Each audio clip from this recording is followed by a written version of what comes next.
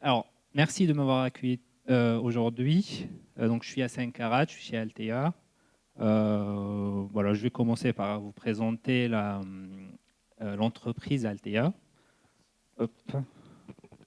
Oui, très bien. Du coup, Altea, c'est une entreprise qui est basée à la Belge. Donc, on est une centaine de personnes avec une forte présence d'ingénieurs. Donc, on est un peu c'est la moitié sont des ingénieurs. On est spécialisé surtout dans tout ce qui est SIG, IA, data et surtout en fait front-end, donc tout ce qui est informatique. Et on propose en fait surtout des expertises dans tout ce qui est traitement de données à échelle, grande échelle, et avec une forte composante d'IA et de Visu. Le produit phare d'Altea, c'est la plateforme Altea. C'est une plateforme cloud qui permet surtout de vous visualiser tout type de données, surtout de la donnée 2D et 3D, et sortir de l'analyse, du reporting, surtout sur cette donnée-là. Et ça permet aussi d'être intégré sur des systèmes déjà existants chez les clients, etc. Voilà. Et aujourd'hui, je vais vous parler de comment nous, chez Altea, on a fait, pour intégrer du GIS dans le BIM, pour surtout du monitoring de building. Voilà. Hop. Alors, qu'est-ce qui est le GIS? Donc en anglais, c'est GIS, en français, c'est SIG. Donc, c'est Geographic Information Systems. Et du coup, c'est quoi en concret? C'est juste en fait des méthodes qui permettent surtout d'avoir en fait une spatialité de la donnée. Donc c'est ce qu'on appelle des données spatiales, pas forcément des données qui proviennent de l'espace, en fait des satellites ou quoi que ce soit. C'est juste en fait le fait d'attribuer une spatialité à la donnée.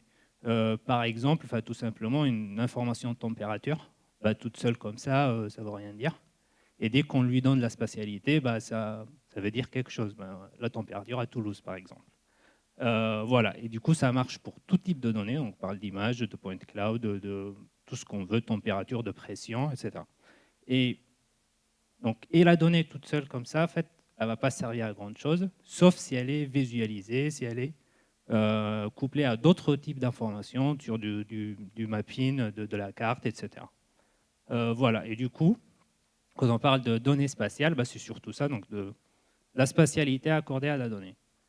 Et cette donnée-là doit être organisée. Quand on parle généralement du GIS, on parle des layers qu'on va venir overlapper, en fait, qu'on va venir mettre l'un au-dessus de l'autre pour essayer de visualiser cette donnée-là et avoir un peu plus de contexte.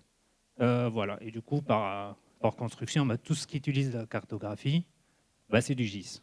Voilà, donc de Google Maps, etc., c'est du GIS. En gros, voilà donc ce qui est le GIS. Et ce que ça permet en fait d'avoir un couplage GIS-BIM, ça permet surtout en fait de donner un peu plus de contexte au modèle BIM. Donc on sait que le BIM, c'est surtout orienté l'objet, donc ça donne beaucoup plus de détails à l'objet, donc la construction, le bâtiment, etc. Le GIS, il vient compléter cela avec le contexte qui est autour. Donc il y a de la forêt, il y a une route, il y a tout ce qu'il y a autour, tout ce qu'on arrive à voir. Via le GIS et via de la donnée spatiale. Voilà, et du coup, donc le BIM c'est orienté détail, le GIS est orienté surtout contexte.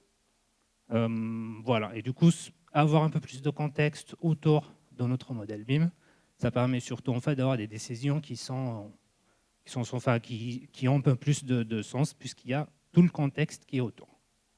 Voilà, et du coup ça en fait, c'est le bénéfice d'avoir du GIS accordé surtout au modèle BIM, c'est donner un peu plus d'informations pour pouvoir analyser, pour pouvoir visualiser et prendre des décisions.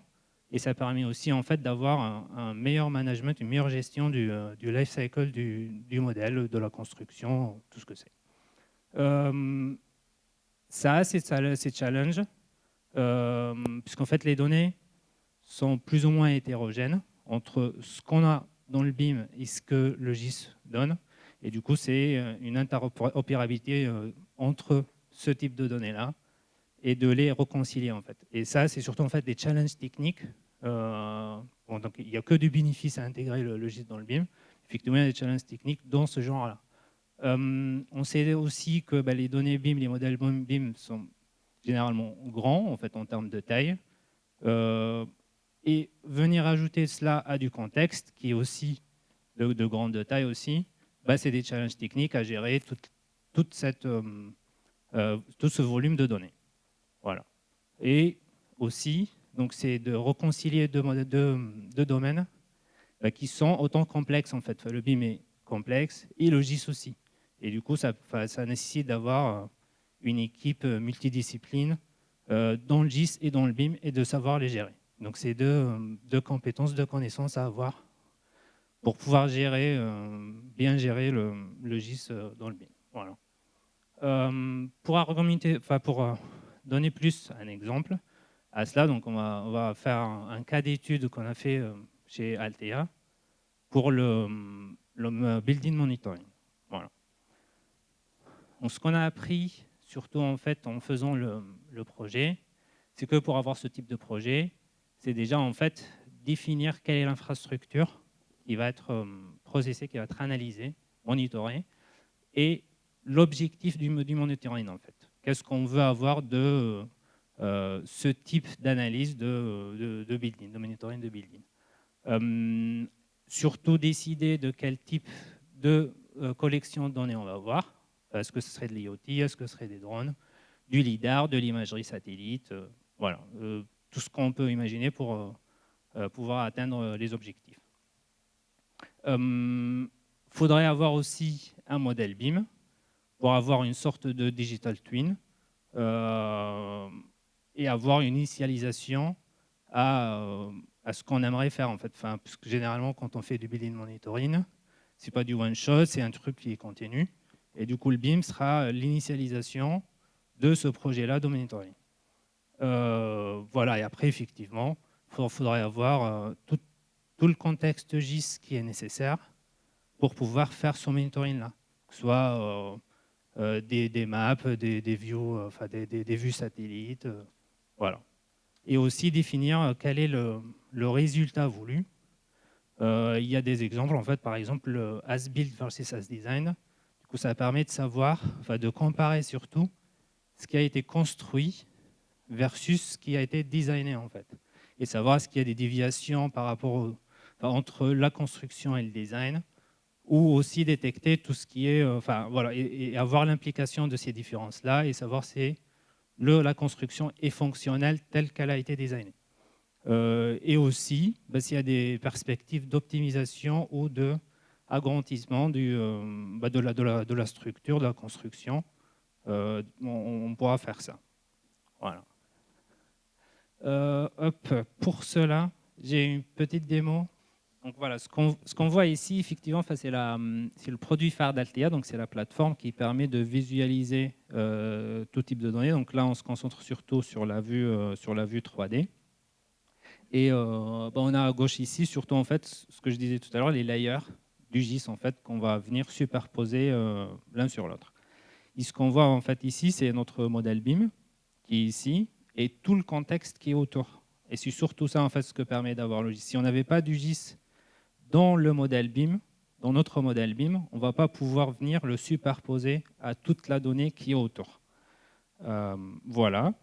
Et ce que ça permet aussi d'avoir, donc là, on peut visualiser notre modèle BIM en superposition sur toute la carte qui peut être en fait acquise avec tout type de données. Ça peut être en fait issu de la photogrammétrie à un passage LIDAR, ça peut être un point cloud qui est fait à partir de passages LIDAR d'hélico pour avoir un peu plus de précision sur l'acquisition de la donnée. Donc on va pouvoir le visualiser avec tout le contexte qui est autour. Donc là, on peut le voir même avant construction. Parce qu'en fait, on a le modèle, on a le contexte, on arrive à le voir. Et dans ce cas-là, en fait, l'asset est déjà construit. Donc on va pouvoir le visualiser tel qu'il a été construit. Donc le voilà. C'est la superposition en fait, de layers que je mentionnais tout à l'heure. Donc on va pouvoir le voir. Donc ça, c'est comme ça a été built. Et hop, oui, ça va venir. Du coup, là, on va effectivement pouvoir les comparer.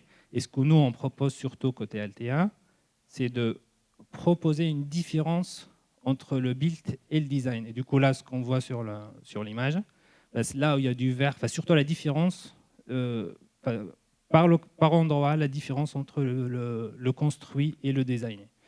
Et là où il y a du vert, donc il y a peu de différence. Et là, il y a du rouge, c'est qu'il y a une différence entre les deux. Et du coup, ça permet déjà de voir directement qu'est-ce qui ne va pas avec la construction. Et par exemple, dans ce cas-là, ce qu'on arrive à voir, c'est que la toiture est déformée et qu'il y a potentiellement une tuile ici qui est un peu tordue. Et le fait de rapatrier cette donnée-là sur le modèle BIM, on va pouvoir estimer les coûts de réparation, le budget à prévoir, ou s'il y a un problème avec la construction qu'il faudrait potentiellement qu'elle est HS, qu'il faudrait arrêter de l'utiliser ou pas. Et ce qui est aussi intéressant dans ce truc, c'est qu'on pourra aussi intégrer d'autres types d'informations de l'IoT qui va aller remonter, alimenter le jumeau numérique pour dire, OK, non, je ne l'ai pas dit, mais ça, c'est un réservoir d'eau. Du coup, on pourra savoir quelle est la pression dans le réservoir d'eau ou le remplissage du réservoir d'eau qui est remonté directement sur le jumeau numérique. Voilà. Et du coup, tout ça, c'est permis surtout, en fait, je le répète, c'est surtout, puisqu'on a l'information GIS dans le modèle BIM, qu'on peut faire cela. Après, le fait de ne pas avoir prévu du GIS dans le design du BIM tout au début, c'est pas problématique, puisqu'on va pouvoir venir l'alimenter après, si on sait où est-ce qu'elle est la construction et si on arrivera à la recaler correctement sur une carte et alimenter cette information GIS. Voilà. Sur la présentation. Voilà. Hop. Pour conclure, donc ce qu'on a vu dans cette présentation, c'est surtout en fait comment le GIS peut s'intégrer au BIM et comment on peut utiliser l'information géographique qui est intégrée dans les modèles BIM et comment ça peut en fait simplifier et rendre standard, en fait standardiser surtout le monitoring post-construction et aussi en fait l'importance d'avoir des mises à jour régulières par rapport au modèle BIM en utilisant tout ce qui est acquisition GIS et reality capture. Et en fait, pour des perspectives futures, ce qu'on pourra aussi imaginer s'intégrer à cela, et on le fait déjà en fait en quelque sorte chez Altea, c'est d'utiliser des modèles d'IA pour détecter tout ce qui est anomalie. On le fait déjà pour Enidis, pour leur asset de réseau électrique. Donc on va aller venir détecter s'il y a des défauts sur tout ce qui est pylône électrique, etc. Et l'alimenter sur une sorte de jumeau numérique qui est intégré à Altea. Aussi, ça rentre aussi dans le Cloud-Based Digital Twins, donc avoir des jumeaux numériques qui sont sur le cloud, sur des plateformes cloud, ce qui permet en fait d'avoir une collaboration instantanée sur tout ce qui est ce type de modèle. Et aussi, on pourrait imaginer aussi d'avoir en fait ce type d'intégration dans des smart cities. On peut avoir des flux de temps réel sur tout ce qui est relatif à la ville moderne, quoi. Enfin, bouchons et tout ce qu'on peut imaginer, quoi. Et remonter via en fait des plateformes de GIS directement sur la plateforme de cloud. Voilà. Et mes informations de contact si vous avez des questions, quoi que ce soit. Et merci de votre attention.